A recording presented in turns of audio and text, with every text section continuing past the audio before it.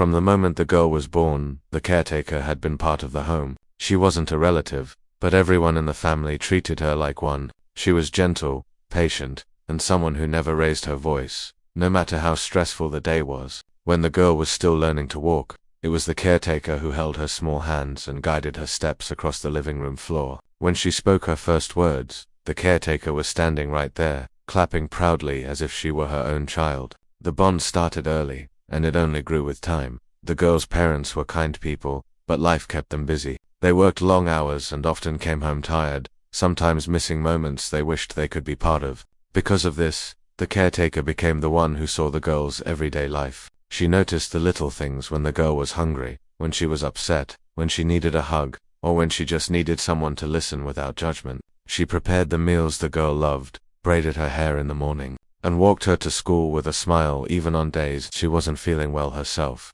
Whenever the girl came home with stories from school, funny moments, scary ones, or things she didn't understand, the caretaker gave her full attention. The girl trusted her in a way that felt natural. It didn't matter if it was something small like a broken pencil, or something big, like being left out by a friend. The caretaker took it seriously. She would kneel down, look into the girl's eyes, and talk to her as if her feelings mattered more than anything else in the world. Over the years, this closeness became one of the strongest relationships in the girl's life. The caretaker cheered for her at school events, helped her practice lines for a play, and stayed up late when the girl was sick, placing a cool cloth on her forehead and whispering comforting words. When the girl cried, the caretaker wiped her tears. When she laughed, the caretaker laughed with her. She was present in every season, every mood, every stage of the girl's growing up years. But as time passed, the girl began to change. She wasn't the small child who ran into the caretaker's arms anymore. She was now entering the confusing age where emotions run high,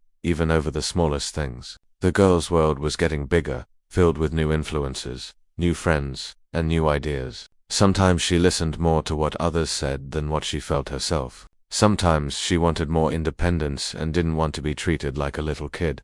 The caretaker understood all of this. She had raised enough children in her lifetime to know that change was natural. She didn't take it personally whenever the girl became moody or silent. She kept giving the same love, the same consistency, the same gentle presence she always had. But inside, she could feel the distance. The girl didn't talk to her as openly as before. She didn't share secrets the way she used to, and she didn't always appreciate the small acts of care she received every day. One afternoon, everything began to shift because of something very small, something that could have been solved in one short conversation. But that day, the girl was upset about something that happened at school. A friend had said something hurtful, and the girl carried that frustration home with her. When the caretaker asked her a simple question, the girl snapped back with irritation. The caretaker paused, surprised, and gently reminded her not to talk that way. It was a soft correction, the kind she had given many times in the past. But this time, the girl took it differently. Instead of hearing concern, she heard criticism. The girl felt embarrassed, emotional, and misunderstood. Her mind filled with thoughts like, why is she always telling me what to do? Why doesn't she understand me? Why is she acting like she knows everything? These thoughts weren't logical, but they were the thoughts of a young, sensitive mind that didn't know how to handle emotions yet.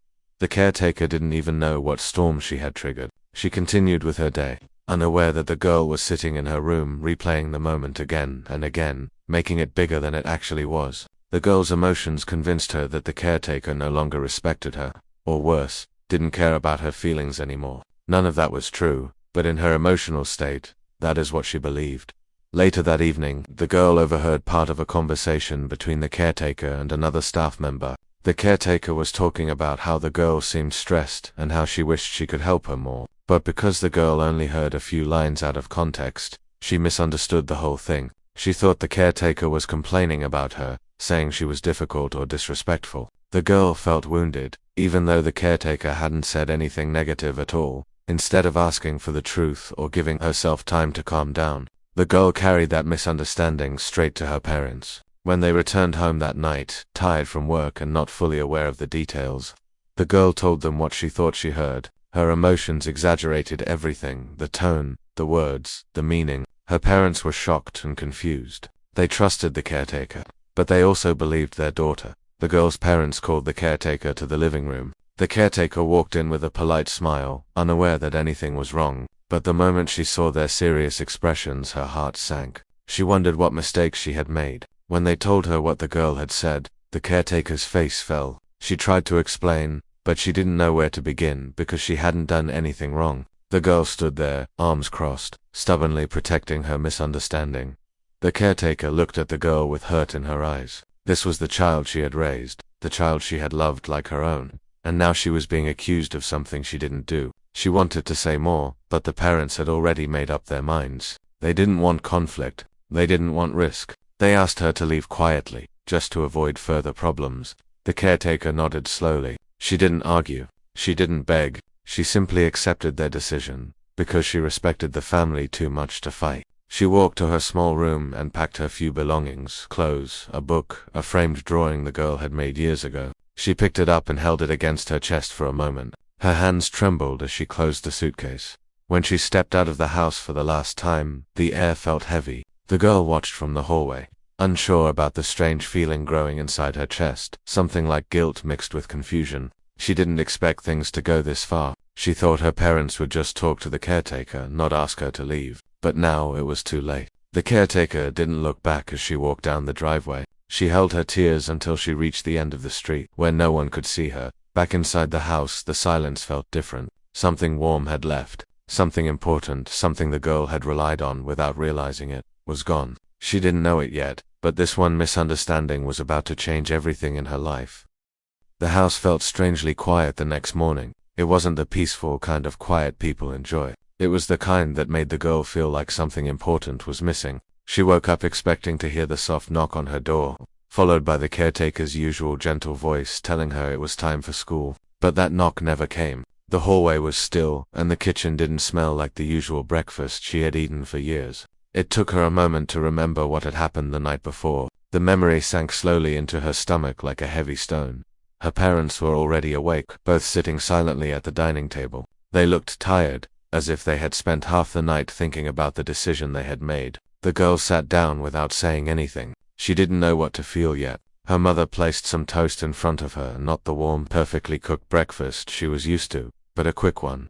Thrown together because everyone was still figuring out the new routine. The girl chewed slowly, then realized she didn't even feel hungry, as she went through the morning. Small things kept reminding her of the caretaker. Her school uniform wasn't ironed the way it usually was. Her water bottle was empty because no one had filled it. Her backpack still had papers sticking out, something the caretaker always checked before she left for school. At first, they seemed like small inconveniences, but as the hours passed, the girl started noticing how many tiny details the caretaker had taken care of every single day. At school, she tried to act normal, but her mind kept drifting back home. She felt a strange emptiness she didn't know how to describe. During lunch, when her friends were talking about their own families, she sat quietly, replaying the previous night again and again. For the first time, doubt crept into her mind. She wondered whether she had misunderstood the caretaker's words. She wondered whether she had reacted too quickly, too emotionally when she returned home. The house looked slightly messy, not dirty, but not in the peaceful order it used to be. A blanket was carelessly folded, some dishes were still sitting in the sink, and her room felt different, as if the warm presence she took for granted was gone. Her parents were trying to handle everything themselves, but they had work, stress, and little time. They weren't used to managing every detail the caretaker handled quietly in the background. Days passed, and the house seemed to change. It wasn't a dramatic change. It was slow, like the warmth leaving a room little by little. The meals were simpler, sometimes rushed. The girl's clothes piled up because no one remembered to wash them on time. Her parents were kind, but tired. They tried to help her, but they were overwhelmed with their own schedules. The girl felt more alone than she had ever felt before. One evening, she sat on her bed and looked around her room. She noticed a small handmade bracelet on her table, a bracelet the caretaker had given her years ago. She had kept it without thinking too much about it. As she held it in her hands, she remembered the caretaker tying it gently around her wrist and saying softly, "Whenever you feel sad, look at this and remember that you are loved." The girl swallowed hard. Her eyes stung with the beginning of tears, but she brushed them away stubbornly. She still wasn't ready to admit she might have been wrong. A few days later, her parents were in the living room discussing the situation in low voices. They thought the girl couldn't hear them, but their voices carried through the hallway. They talked about how the caretaker had left a message before going, The mother explained that the caretaker had said she never meant to upset the girl, and that she only wanted what was best for her. She also explained what she had actually been talking about that day, not complaining about the girl at all, but expressing worry that the girl seemed stressed and distant lately. The girl froze where she stood. Her heart thumped loudly. Her face turned warm. That wasn't what she had believed. That wasn't what she had told her parents. She realized that the caretaker had been trying to understand her, not criticize her. The small misunderstanding that had grown into something huge in her mind suddenly felt like the biggest mistake she had ever made. Her parents continued talking. Her father said quietly, "She helped raise our child. She cared for her like family. Maybe we acted too quickly." Her mother nodded sadly. "Maybe we should have listened to her side too."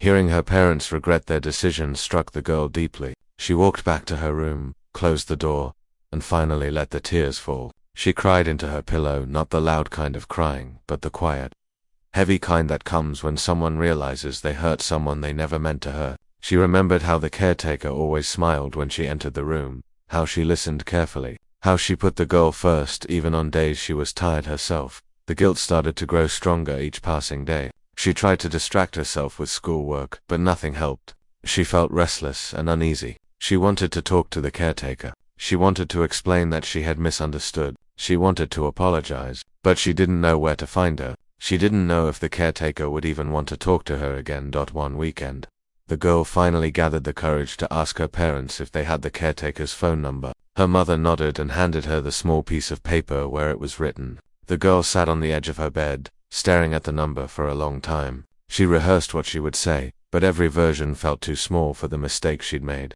After several minutes, she dialed the number with shaking hands. The phone rang once, then twice, then 3 times.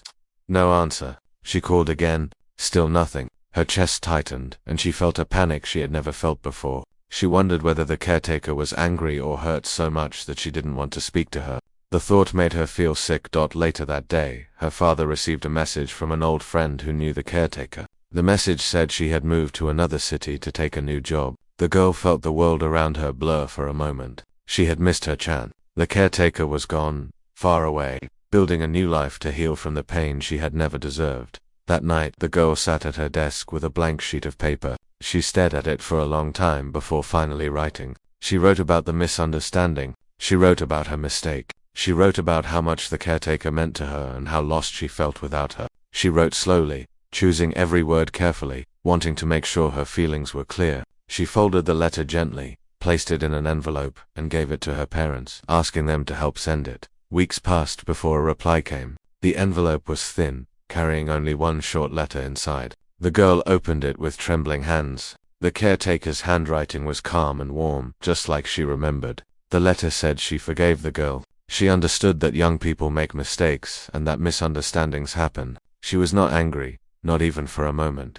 But near the end of the letter, the girl found the sentence that broke her heart the most. The caretaker wrote that she had started a new chapter in her life and would not be returning. She wished the girl happiness, told her to be kind to others, and reminded her that she would always care for her from afar. The girl pressed the letter to her chest and cried quietly. She had gotten forgiveness, but she had lost something precious forever. The house remained warm, but the warmth was not the same. Something had changed inside her, a lesson she knew she would carry for the rest of her life. She promised herself that she would never again push away someone who loved her, that she would think before reacting, and that she would appreciate the people who cared for her while they were still there.